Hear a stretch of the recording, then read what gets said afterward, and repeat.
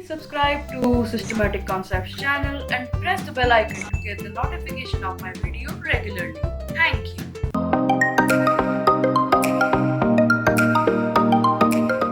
Hello everyone. तो आज के हमारे वीडियो का टॉपिक है time table and calendar of activities and तीसरा इसमें सब पॉइंट है को curricular activities.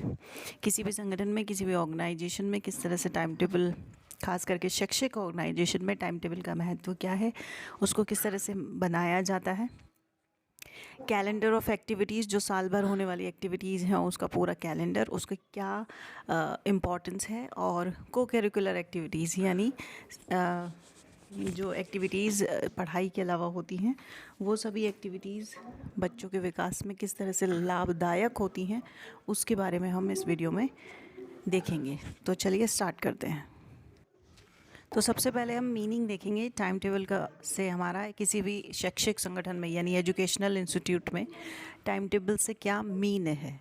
So time table is basically a kind of schedule और a second clock of an institute on the face of which one can see the hours of working, intervals in between the work, and the kind of activities in the progress in the each class.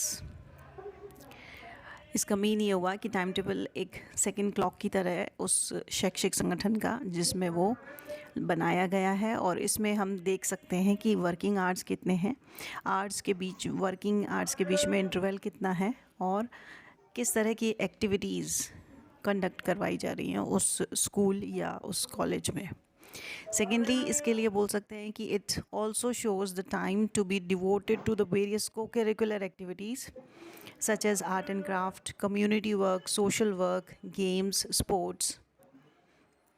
तो जितनी भी पाठ्य सहगामी क्रिया हैं, को curricular activities हैं, उनके लिए कितना टाइम डिवोट किया गया है वो भी टाइम टेबल से पता चलता है। And time table is a kind of mirror that reflect all kinds of programmes being organised in order to run or in order to control that particular institute. Means कि किसी भी संगठन को चलाने के लिए या उसके एक्टिविटीज़ को, उसकी क्रियाविधि को एक तरह से बांधने के लिए टाइम टेबल अपनी रोल प्ले करता है, अपनी भूमिका अदा करता है। So time table is basically एक टूल है जो कि संगठन के इफ़ेक्टिव फंक्शनिंग के लिए अनिवार्य है। किसी भी संगठन को अच्छे से चलाना है और उसके उद्देश्यों को प्राप्त करना है तो हमें टाइम टेबल बनाना ज़रूरी है। खास करके शैक्षिक संगठन में टाइम टेबल की इसकी भूमिका अनिवार्य है। अब हम इसके इम्पोर्टेंस को, इसके महत्व को देखेंगे कि टाइम टेबल का महत्व क्या है। तो इसको समझने के लिए शॉर्ट में हम कह सकते हैं कि time table on the whole, time table work as a detailed chart of all the programs which indicates all the activities that are under in a college or in a university or in a department or in a organization.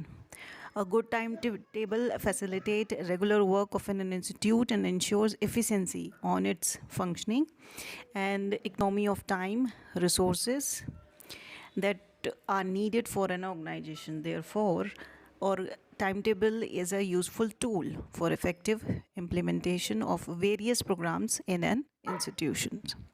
Which means, अगर in short में बोला जाए तो time table का महत्व ये है कि टाइम टेबल एक प्रोग्राम ऑफ एक्टिविटीज़ का पूरा चार्ट है जो एक पर्टिकुलर शैक्षिक संस्थान में प्रयोग में लाया जाता है, और एक अच्छा टाइम टेबल जो है वो उस संगठन के की क्रियाओं को इफ़ेक्टिव रूप से चलाने के लिए मदद करता है। वो एक टाइम टेबल फैसिलिटेटर की तरह होता है और उन क्रियाओं में वह सहायता करता है, और इसके अलावा वो संगठन की इफ़िशेंसी यानी उसके कार्य करने की क्षमता को बढ़ाता है। उसमें इकनॉमी ऑफ टाइम मीन्स उसमें किस तरह से टाइम को अच्छे तरीके से मैनेज किया जाए, टाइम वेस्ट ना हो, उसके लिए उसकी इम्पॉर्टेंस है। और वो रिसोर्सेज को भी बचाता है, जितने भी संसाधन उस संगठन में हैं उनकी इफ़ेक्टिव यूज़ की तरफ ले जाता है, और उस संगठन की नीड को पूरा करते हुए संसाधनों की बचत भी करता है। सो इसलिए हम कह सकते हैं कि जो टाइम टेबल है उसका महत्व यह है कि वह एक टूल की तरह है, एक औजार की तरह है जो इफ़ेक्टिव इम्प्लीमेंटेशन के लिए किसी भी संगठन में किसी भी प्रोग्राम को अच्छे तरीके से क्रियान्वित करने के लिए बहुत ही ज़्यादा ज़रूरी है। अगली स्लाइड में हम इसके प्रिंसिपल्स के बारे में बात करेंगे कि टाइम टेबल कंस्ट्रक्शन के दौरान जो सिद्धांत ध्यान में रखने चाहिए, जो बातें ध्यान में रखनी चाहिए, वो क्या है। क्योंकि टाइम टेबल जब प्रिपेयर करते हैं तो उसके पीछे, प्रिपरेशन के पीछे कई अलग अलग पर्पस होते हैं, इसलिए बहुत सारे फैक्टर्स को ध्यान रखना पड़ता है और उन फैक्टर्स को ध्यान रखने अगर हम नहीं रखेंगे तो एक अच्छा टाइम टेबल को कंस्ट्रक्ट नहीं कर पाएंगे। So it is essential to prepare a good timetable to consider large number of factors related with a particular purpose. तो पहला इसका प्रिंसिपल है नेचर ऑफ इंस्टीट्यूशन और ऑर्गेनाइजेशन, कि संगठन या संस्थान की जो है प्रकृति कैसी है, वो किस तरह का ऑर्गेनाइजेशन है। अगर एजुकेशनल इंस्टीट्यूट है तो it may be made for girls और मे बी फॉर बॉयज़ और मे बी फॉर कोएड, या फिर वो रूरल एरिया का है या अर्बन एरिया का स्कूल है, या डे स्कूल भी होते हैं आजकल, प्राइवेट स्कूल है या पब्लिक स्कूल है, अंडर ग्रेजुएट कॉलेज है या पीजी कॉलेज है। तो इस बेसिस पे इंस्टीट्यूशन को विभाजित कर सकते हैं, उनकी प्रकृति के हिसाब से हमें टाइम टेबल बनाना पड़ेगा, क्योंकि सब में वेरिएशन होगी। अगर सिर्फ गर्ल्स का स्कूल है तो वहाँ जो टाइम टेबल है उसमें थोड़ा सा बॉयज़ के कंपैरिजन में अलग होगा। सो फर्स्ट इज़ that कि we should consider the nature of the institution or the organization. Second, availability of time. Availability of time means कि आपके पास टीच करने के लिए ड्यूरेशंस कितना है, आपका वर्किंग आवर्स कितने हैं। इसको एक एग्जांपल से समझ सकते हैं। फॉर एग्जांपल कि पीजी क्लासेस हैं, पोस्ट ग्रेजुएशन की क्लासेस हैं किसी भी कॉलेज में, the periods in the PG classes are longer than under graduate classes, क्योंकि हम पीजी क्लास में कोर्स ज़्यादा होता है, बच्चे मैच्योर होते हैं, तो उनको हम लंबे समय तक बढ़ा सकते हैं in comparison of under graduate classes. या फिर लॉन्गर ड्यूरेशंस वर्किंग आवर्स को हम फ्यू एडिशनल पीरियड्स लगा के भी डिवाइड कर सकते हैं। तो आपके पास टाइम कितना है अवेलेबल, उसके बेस पे हम टाइम टेबल में चेंजेस कर सकेंगे। तो अलॉटेड रिक्रिएशनल टाइम भी बच्चे को चाहिए होता है थोड़ा सा, हम लगातार क्लासेस नहीं लगा सकते, बीच में ब्रेक भी चाहिए होता है। तो रिक्रिएशनल टाइम मीन्स कि उस टाइम पीरियड जब बच्चे रिलैक्स करेंगे और फिर से दोबारा पढ़ने के लिए अपने आप को प्रिपेयर करेंगे।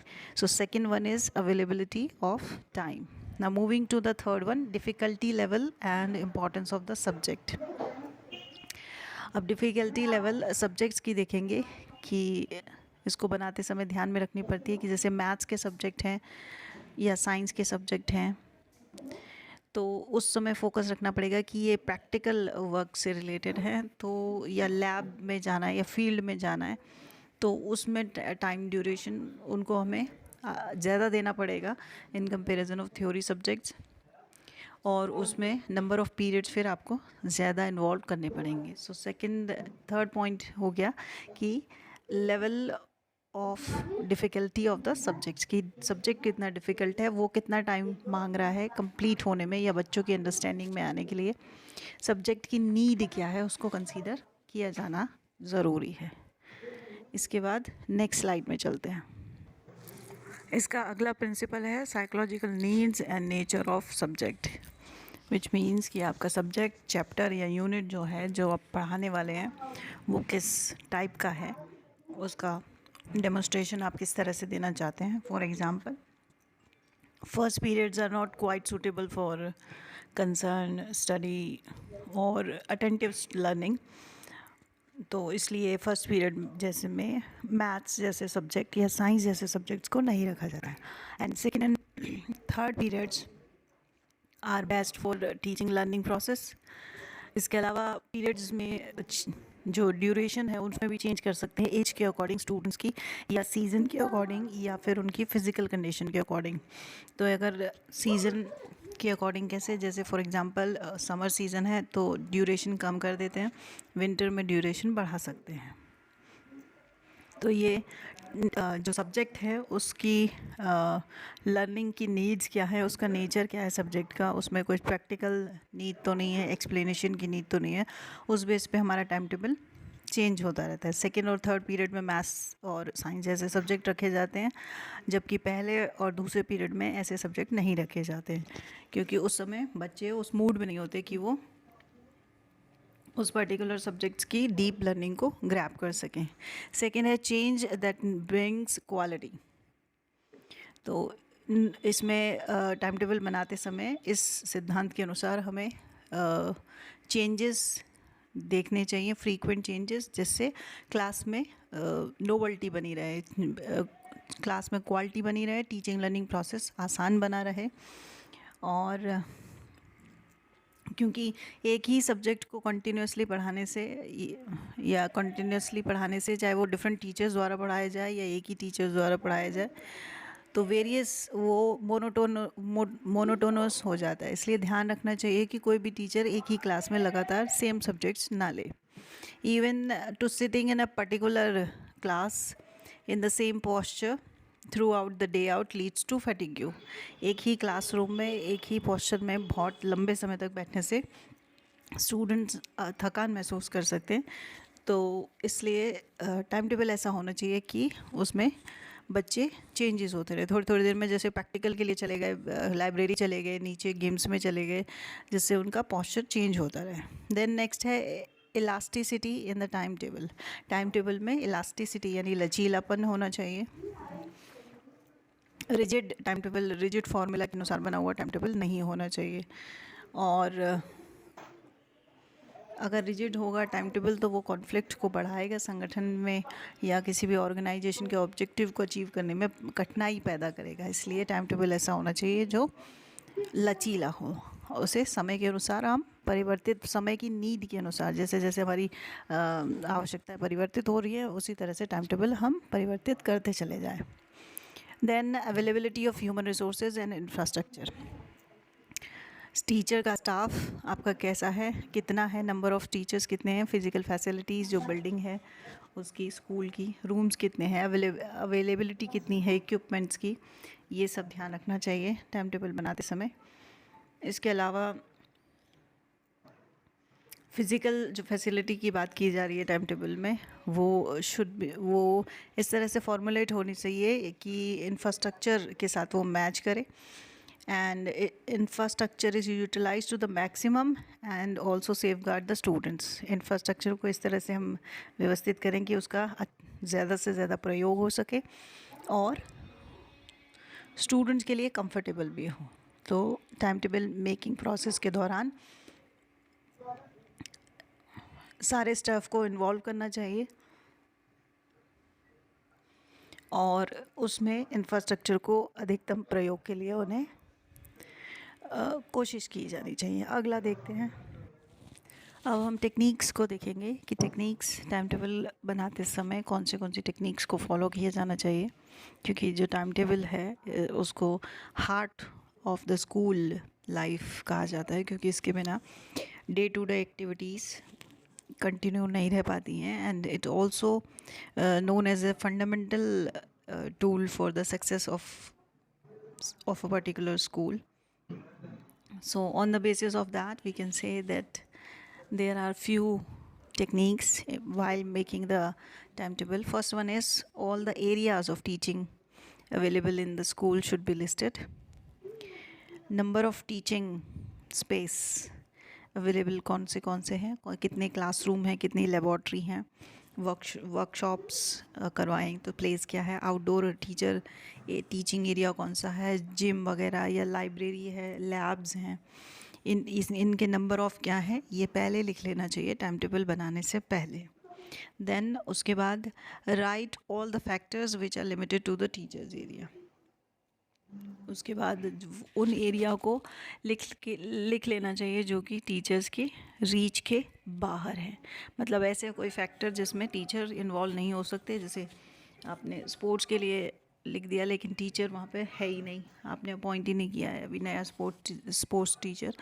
तो ऐसे कुछ फैक्टर्स हैं जो कि लिमिटेशंस को बढ़ाते हैं उनको पहले से नोट कर लेना चाहिए। देन तीसरा step, list all the number of teaching subjects कि कौन से सब्जेक्ट्स पढ़ाने हैं, कोर सब्जेक्ट्स और ऑप्शनल सब्जेक्ट्स सारे की पूरी एक लिस्ट बना लेनी चाहिए। देन क्योंकि नंबर ऑफ़ टीचिंग सब्जेक्ट्स अगर आपको पता नहीं होंगे तो हो सकता है कि रिपीटेशन भी हो जाए, और ऑप्शनल सब्जेक्ट्स में अगर स्टूडेंट गए हुए हैं कुछ तो वो क्लैश भी हो सकता है। इसलिए इन सब परेशानियों से बचने के लिए उन्हें पहले ही लिस्ट डाउन कर लेना चाहिए। Then step 4 ensures that the time allotment prescribed by authorities are followed. तो ये एश्योर कर लेना चाहिए कि जो टाइम पीरियड अलॉट किया गया है, जनरली 40 मिनट्स का ड्यूरेशन का पीरियड होता है, और 8 पीरियड जो होते हैं एक दिन में लगाए जाते हैं। तो जनरली इसी पैटर्न को फॉलो किया जाता है। इसके अलावा कुछ अथॉरिटीज़, कुछ स्कूलों में इसमें चेंज देखने को मिलता है। तो अथॉरिटी किस चीज़ पे निश्चय करती है, अथॉरिटी ने क्या निश्चय किया कि कितनी क्लास लेनी है, उसका अलॉटमेंट कितना होगा, वो सब पहले आपने इंश्योर कर लेना है। Then next, in order to know the teacher's load, list of teachers name with the subjects and the class should be made। Teacher के ऊपर एक ही बर्डन ना पड़े, इसलिए जितने भी नंबर ऑफ़ टीचर्स हैं उनकी लिस्ट बना लो, और उनके साथ उनके सब्जेक्ट्स भी क्लियर हो जाएं कि ये टीचर ये सब्जेक्ट करा रहा है और ये सारे सब्जेक्ट्स एक साथ कवर होने चाहिए। Then collect data on pupils performance in operational subjects and modify the plan. इसके बाद आपने टाइम टेबल बना दिया, इम्प्लीमेंट कर लिया, फिर थोड़े टाइम बाद आपने डेटा कलेक्ट किया कि परफॉर्मेंस बच्चों की कैसी है एक पर्टिकुलर सब्जेक्ट में, और फिर उसमें अगर ऐसा लग रहा है कि परिवर्तन की ज़रूरत है, मॉडिफिकेशन की ज़रूरत है, तो उसमें आप परिवर्तन भी कर सकते हैं। और नेक्स्ट 7th है कि after collection of the data information prepared and time table class wise and teachers wise. सारी इन्फॉर्मेशन इकट्ठा करने के बाद टीचर वाइज अलग बनना चाहिए और क्लास वाइज अलग लगना चाहिए। मतलब हर एक टीचर को अपना टाइम टेबल अलग मिलेगा, और क्लास में जो ओवरऑल सब्जेक्ट्स के जितने भी 8 पीरियड हैं उनका अलग बनेगा। एंड लास्ट में verify the school routine again before finalising it. और उसको इम्प्लीमेंट करने से पहले उसको एक बार चेक कर लेंगे ताकि कोई क्लैशेस तो नहीं है। वो अगर क्लैशेस हैं तो फिर उसमें चेंजेस करेंगे। So these are the few techniques जिनको हम फॉलो करते हुए अपने टाइम टेबल को कंस्ट्रक्ट करते हैं।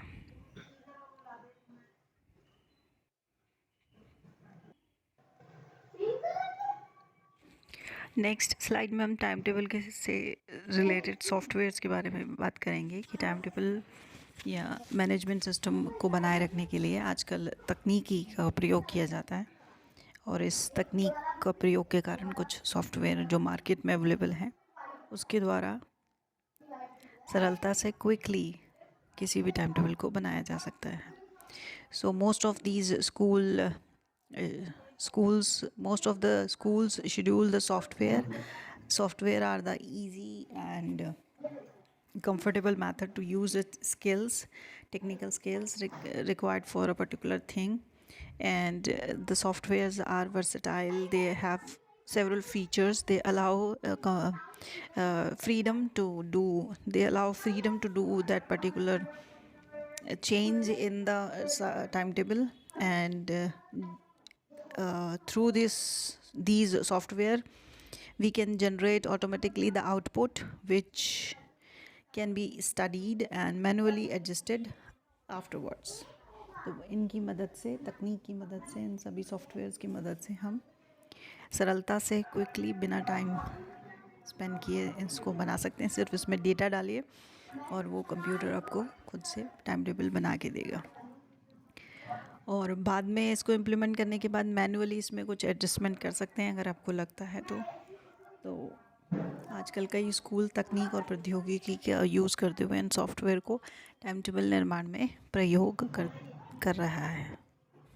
इस स्लाइड में allocation of administrative duties towards the teachers देखेंगे कि किस तरह से प्रशासनिक कार्यों को बांट दिया जाता है ताकि हम संगठन में रिस्पॉन्सिबिलिटीज़ को पूरा कराया जा सके और संगठन में विकेंद्रीकरण की नीति को अपनाया जा सके।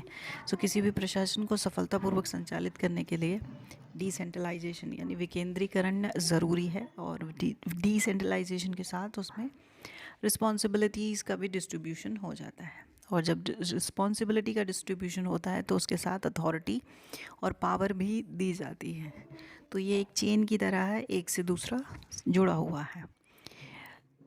So distribution of responsibility among the staff members must be according their previous experiences or interest। जैसे उन्होंने पहले एक्सपीरियंस किया हुआ है या उनका इंटरेस्ट है, उसके बेस पे ही रिस्पॉन्सिबिलिटी दी जानी चाहिए। जैसे एडमिनिस्ट्रेटिव ड्यूटीज़ में क्या आता है उसका एग्जांपल दे रखा है। जैसे एडमिशन का काम होता है स्टार्टिंग में, एग्जामिनेशन कैसे कंडक्ट कराने हैं, evolution of students performance, organization of co-curricular or curricular activities and organization of extension services। तो ये सभी काम एडमिनिस्ट्रेटिव ड्यूटीज़ के अंदर आते हैं, और इनको अलॉट करते हुए कि भाई कौन सा टीचर किस एडमिनिस्ट्रेटिव ड्यूटी का काम करेगा, ये भी टाइम टेबल में मेंशन होता है। तो इसको बांटते समय, इन रिस्पॉन्सिबिलिटीज़ को बांटते समय उनके एक्सपीरियंसेस, टीचर्स के एक्सपीरियंसेस और इंटरेस्ट पर ध्यान रखना ज़रूरी है। अब हम अपने अंतिम पॉइंट को करिकुलर यानी पाठ्य सहगामी क्रियाओं के बारे में बात करेंगे कि इस तरह की क्रियाओं को करवाने से क्या बेनिफिट है।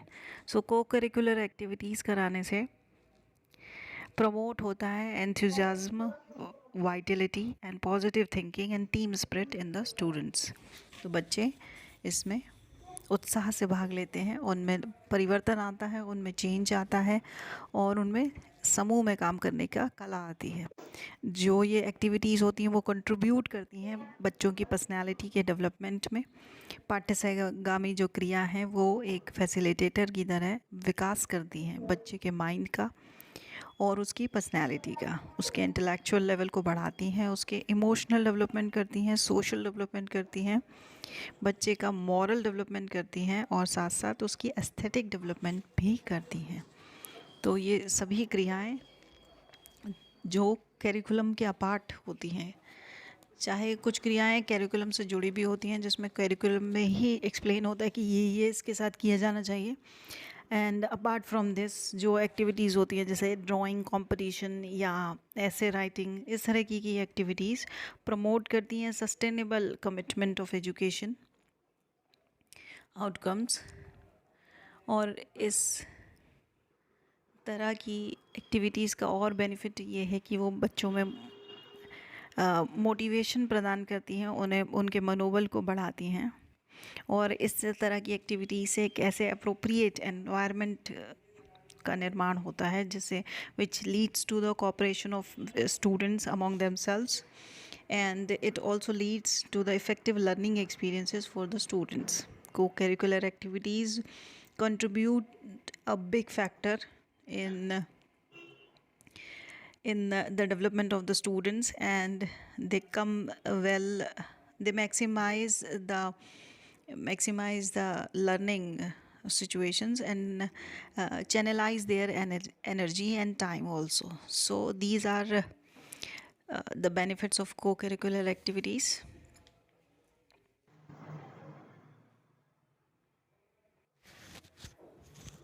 अब हम जनरल गाइडलाइंस के बारे में बात करेंगे जो किसी भी को करिकुलर एक्टिविटी को क्रियान्वित करने से पहले फॉलो की जानी चाहिए, या इसको बोल सकते हैं कि सिद्धांत जो किसी भी पाठ्य सहगामी क्रिया को बनाने से पहले क्रियान्वित करने से पहले फॉलो करने चाहिए।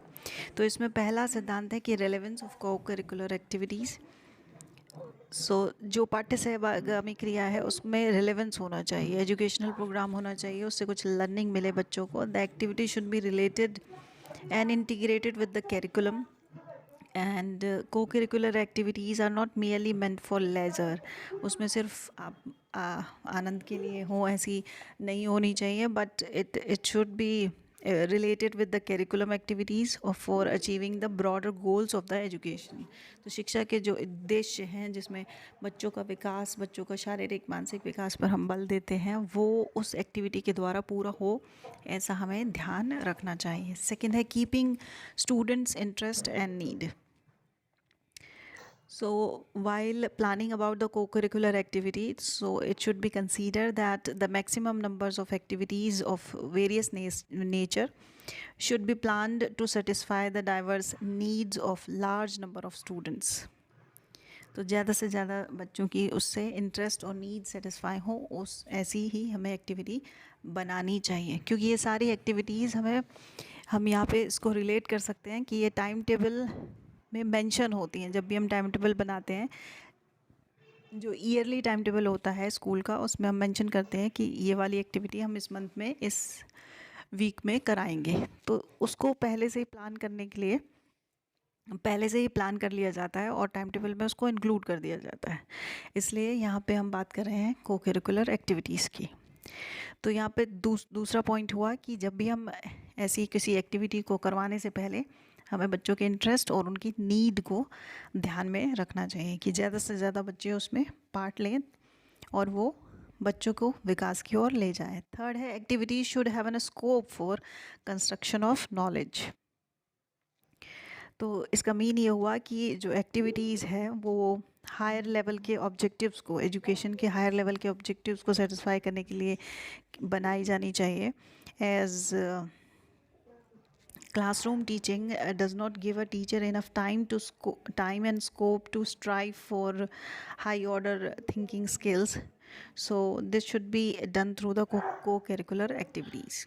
तो पढ़ने के दौरान इसमें दो चीज़ें मेन हो गई। पहला ये हो गया कि उसके ऑब्जेक्टिव्स को पूरा करें और शिक्षा के जितने भी उद्देश्य हैं उसको पूरा करती हुई वो एक्टिविटी होनी चाहिए। और दूसरा, पढ़ने के टाइम के दौरान उसमें टाइम और इतना स्कोप नहीं होता टीचर के पास कि वो हाई लेवल की थिंकिंग स्किल बच्चों में या क्रिटिकल थिंकिंग बच्चों में डेवलप कर सके। उसको अपना सिलेबस ख़त्म कराना होता है ऑन टाइम, इसलिए थ्योरेटिकल पे वो ज़्यादा फोकस करते हैं। तो इन एक्टिविटी के द्वारा थ्योरी से हटकर हाई लेवल की थिंकिंग की स्किल्स बच्चों में डेवलप की जा सकती हैं। Then completed with in school hours. So activities should be planned in this way that they should be completed within the school hours. और उसके साथ साथ also the maximum restriction should be imposed with respect to the participation of any activity. All the interested students should be allowed to participate to the extent they are capable of participating and achieving the success and deserving satisfaction. तो ज़्यादा से ज़्यादा बच्चों को part लेने के लिए उनमें रिस्ट्रिक्शंस नहीं होनी चाहिए, सिंपल रूल होने चाहिए ताकि ज़्यादा से ज़्यादा बच्चे इसमें पार्ट ले सकें और अपने अचीव कर सकें सक्सेस को और सेटिस्फेक्शन को, जो उनको डिज़र्व करता है वो सेटिस्फेक्शन उस एक्टिविटी में पार्ट लेकर वो ले सकें। Then next one is democratic atmosphere. तो एक्टिविटी कंडक्ट कराते समय डेमोक्रेटिक एटमॉस्फेयर होना चाहिए जिसमें हर स्टूडेंट को पार्टिसिपेशन की अपॉर्चुनिटी मिलनी चाहिए बिना किसी फियर या बिना किसी प्रॉब्लम के। नेक्स्ट है plan at regular time intervals. Activity को करिकुलर एक्टिविटीज़ ऐसी होनी चाहिए जो बीच बीच में रुक रुक के प्लान की जाए, ये नहीं कि सारी एक्टिविटी एक साथ बैक टू बैक आपने करा दी। So there must be a balance between the class and outdoor class activities. So in this way the school should try to regulate weekly slot for co-curricular activities in the school timetable. तो एक week में एक या दो activity होनी चाहिए ताकि वो मोनोटोनस ना लगे और एक्टिविटी को प्लान करते समय इसका ध्यान रखना चाहिए. Next, student must be in the active member of the activities. और किसी भी संगठन में को करिकुलर एक्टिविटीज़ को शेड्यूल करते समय बच्चों को ज़्यादा इन्वॉल्व करना चाहिए, उनके इंटरेस्ट और एटीट्यूड को ध्यान रखना चाहिए. इफ़ द इंटरेस्ट, अगर किसी स्कूल में इंटरेस्ट बच्चों का म्यूज़िक की तरफ है, so you should look for the activities which is music based और dance based. So interest centre of the attraction should be the students. Next, student must be active members. Budget provisions. तो student should be involve in this way कि budget उसके बीच में ना आए. School को पहले ही budget के इक्विपमेंट्स के बारे में प्रिंसिपल से डिस्कस कर लेना चाहिए और बेसिक जो इंफ्रास्ट्रक्चर की प्रोविजंस हैं या रिक्वायरमेंट्स हैं उनको फॉलो करना चाहिए। And last, record of each programme element.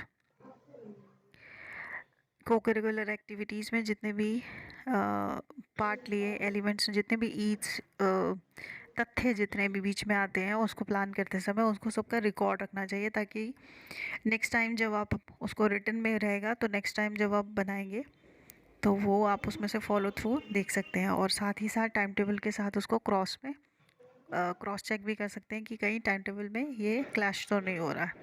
तो एक रजिस्टर मेंटेन करना चाहिए, register which should also explain the detail of previous co-curricular activities, so the organization of the school deals with future activities properly.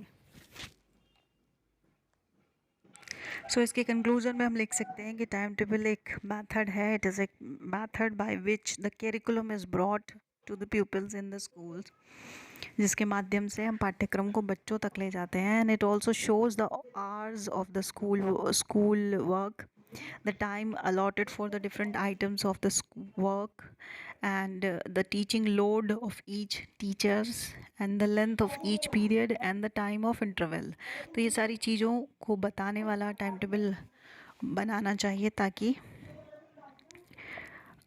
वो एक अच्छा time table बन सके। और उसी के साथ साथ जो कैलेंडर है, टाइम टेबल और कैलेंडर दोनों नियर बाई सेम होते हैं, लेकिन जो कैलेंडर होता है उसमें पूरे साल भर की एक्टिविटी, हर एक छोटी से छोटी एक्टिविटी को मेंशन होता है, जबकि टाइम टेबल पूरा साल का भी हो सकता है, या फिर वीकली भी हो सकता है, या पर डे का भी हो सकता है।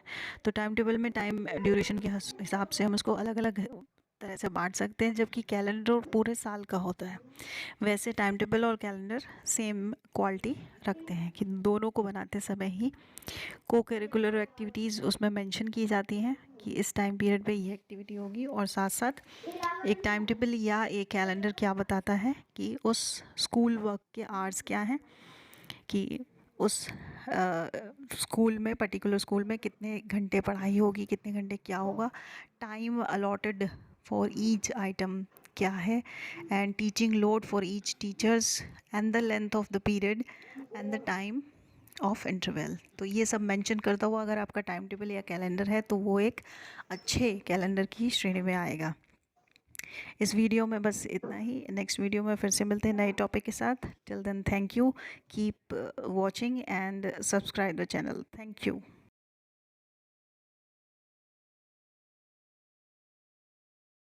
Please subscribe to Systematic Concepts channel and press the bell icon to get the notification of my video regularly. Thank you.